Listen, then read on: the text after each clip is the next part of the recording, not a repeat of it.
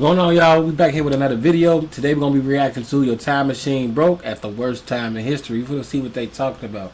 So I guess it's gonna be a point in history where you don't want to be in. But without further ado, we're just gonna go straight into it right now, man. Your time machine broke. Hold on. We have some interference. Let me go throw this back one more time. Your time machine broke. And you're stuck in the worst time in history.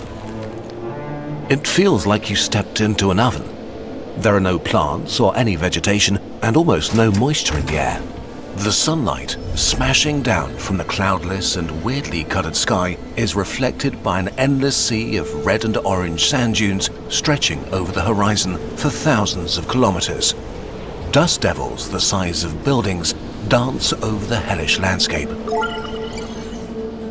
You're in the early Triassic, hothouse Earth 250 million years ago, a few million years after the worst mass extinction in history. The planet is still suffering from a permanent fever.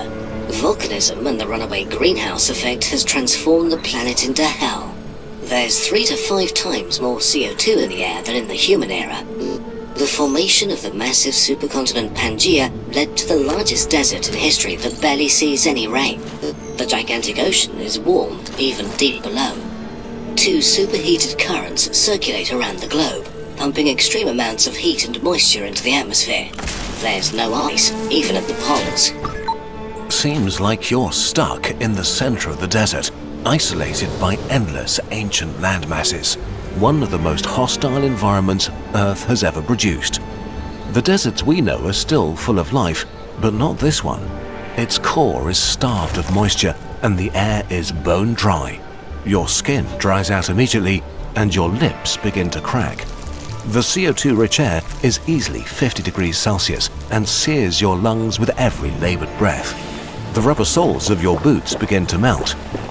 If you touch the ground, you'll get burns. Your sweat evaporates before it could cool you, and your exposed skin begins to crack within minutes. Suddenly, it becomes even hotter as a red sandstorm envelops the landscape. Like thousands of tiny sparks, burning hot sand hits your skin. You're pressing your machine's buttons at random. It can't do time travel, but it can still move. You shoot over some of the mightiest mountains Earth has ever seen. Eventually, you stop at the shores of the Tethys Sea.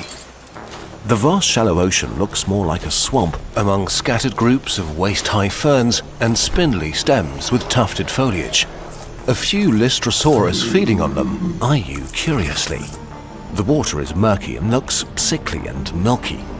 Colorful mats of bacteria float on the surface like oil slicks. The air is hot and humid like a steam room. It's hard to breathe and your sweat can't evaporate and cool you. Even the water can't give you any relief. It's as hot as a freshly run bathtub. This hot ocean can't hold much oxygen, especially in deeper layers. Bacteria and bivalves are the only species that thrive here. The waves move almost sluggishly through this thick bacterial soup. When they break, they leave behind a glistening iridescent film. Each wave that hits the shore releases a mist that makes your eyes and throat burn, carrying the rotten egg stench of hydrogen sulfide up from the oxygen-starved depths. Barely conscious from the heat and smell and CO2, you look at the horizon. A storm is building unlike any you've ever seen. The hot ocean feeds it endless energy, and with no continents to slow it down, it will dwarf the fiercest hurricanes of your time. You're doomed. Your broken time machine jolts and screeches. Something's happening.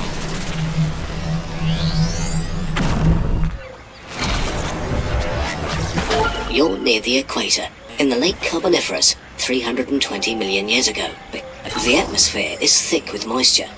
The climate is locked in a never-ending wet...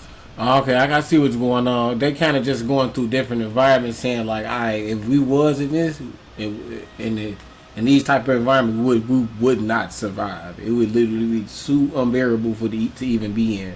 Super summer without any other seasons. Colliding continents are covered by the largest swamps. And on top of that, this is when I think this is the time on Earth. It could be. I think they put the time on there. I wasn't paying too much attention, but as you can see, this is the Pangea. So this one, all the continents was all just one big ass supercontinent. So maybe this is it is at the worst time in history to be in. So if it was a time in history where all that shit was going on, I can see why life didn't thrive. The planet will ever see. A paradise for plants growing faster than their dead biomass can decompose. The ground beneath is a warm, soggy mass of decaying vegetation. What will be an endless desert in 70 million years is now an endless alien jungle. A huge variety of life is thriving in this period. From your perspective, this is not that great. You're lost in a maze of giant tree-like plants towering over a twisted undergrowth of giant ferns and endless varieties of bizarre and unfamiliar vegetation. The thick, humid air smells of sweet decay, but breathing makes you dizzy. Your vision seems too sharp, your thoughts slightly frantic. The dense plant cover has supercharged the atmosphere with oxygen, 60% higher than in the human era, and your body is trying to cope. Which is great for the dominant land animals which have conquered every niche of this majestic garden.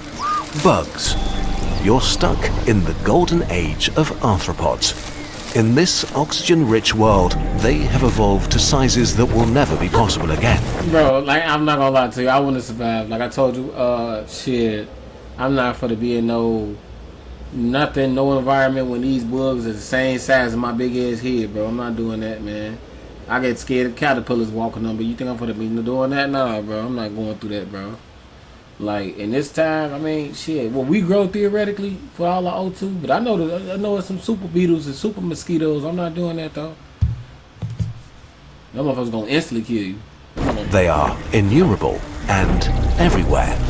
Armored, cat-sized megarachni crash through the undergrowth, hunting a swarm of panicked roachoids that scatter in all directions. Above you, a griffin fly with wings spanning nearly a meter and beating like helicopter blades catches a Paleodictyoptera mid-flight. You stumble through the bushes filled with countless crawling creatures as an arthroplura the length of a car picks its way through the ferns, moving countless legs in hypnotic waves. You reach a swampy clearing and stumble into the shallow water, dizzy and terrified as a Pulmonoscorpius rips apart its prey, eyeing you with some interest. Here in the clearing, you can see the sky above the canopy glow shrieking red, intensifying at an alarming pace. The extreme humidity here creates sudden, violent thunderstorms, and the oxygen-rich atmosphere makes everything dangerously flammable. Even the wet vegetation can burst into explosive flame with the slightest spark. Why do all of your trips end in a storm? Well, at least it will take all the creatures that want to eat you with it.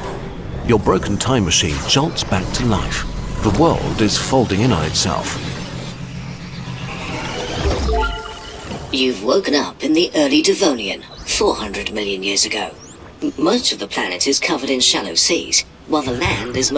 So like I said, this is explaining different parts and time periods of the Earth as it going through like its evolutionary stages and shit, way before humans could even populate it. This shit, Mostly rocky plains and mountains broken by braided rivers and mudflats. Earth is in a state of transition. For about 100 million years, life has begun to break down rocks into soil, a soft layer that enables plants to grow and life thrive. The ozone layer is slowly building up, fed by organisms releasing gases. Recently, this process has been speeding up. The land is turning from toxic to semi-habitable. The sky looks wrong somehow. The sun blazes harsh and white, barely filtered by the unfamiliar atmosphere. The air feels thin, with only 15% oxygen compared to today's 21. Each breath feels shallow and unsatisfying. You're on the verge of passing out and can only move slowly. At least it's currently moderately warm and not stormy. But it's what dominates these lands that makes this world truly alien. Reaching up to 8 meters into the sky are massive obelisks of fungal prototaxites. As you walk closer, you notice spores catching the sunlight, drifting through the air like tiny stars. Your movement disturbs more. Bro, we ain't gonna act like we ain't gonna pretend like we don't know what they look like, but alright. Of them, creating clouds suspended in the thin atmosphere. They coat your skin with a fine, powdery, itchy film. You try not to think about how many you're inhaling with every breath in this oxygen-poor air. The ground feels nothing like soil. It's mostly rock, partly covered by a thin, slightly springy layer of decomposing matter. Some shallow water pools reflect the pale alien sky above. Between the fungal towers, there's a carpet of smaller fungi and a few alien-like primitive plants. No flowers, no leaves, just strange green stalks and fern-like structures that reach your ankles. Around you, the fungal towers rise like pale pillars, their surfaces neither smooth nor rough, but something in between. They're neither wet nor dry, slightly yielding under your touch. Small patches of what might be lichen create splashes of muted greens and yellows on their surfaces. The only animals you can spot are a few insects burrowing into the large mushrooms. Everything is eerily quiet. You sit down on a rock. Is this it? As the night approaches, the pale sky shifts into sickly purples and greys, bleeding into the darkness. No animal sounds announce the coming night, just the solemn whisper of the prototaxites creaking in the wind. Through the thin atmosphere, the stars and the Milky Way illuminate the scenery with unsettling clarity. The fungal towers loom as pale shapes against the starlit sky, their silhouettes seeming even more wrong in the darkness. You are utterly alone, a time traveler lost in an alien world. Your time machine sputters. What now?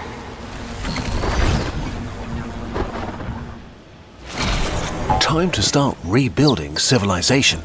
And while a hammer and saw would come in handy, the single most important tool you'll need is your mind. Enter our friends at Brilliant, who can transform. Well, shit, that's got to be it for the video, guys. What environment y'all think y'all gonna be surviving in? Out of the 3 we seen, the last one, this look a little too weird for me, and I ain't breathing in no fungus. The other two just uninhabitable. I ain't doing no big ass insects, and I'm not definitely doing no sandstorm. It's too hot. I don't do extreme weather, extreme heat, extreme cold. I don't do that. All right. But with that being said, which one would y'all survive in? Let me know in the comment section though. But don't also forget to like, comment, subscribe, and turn on notification bells to be notified anytime I post a video. Road to 1,000. We react to see everything on the internet clearly. So y'all see me into the next one. Peace.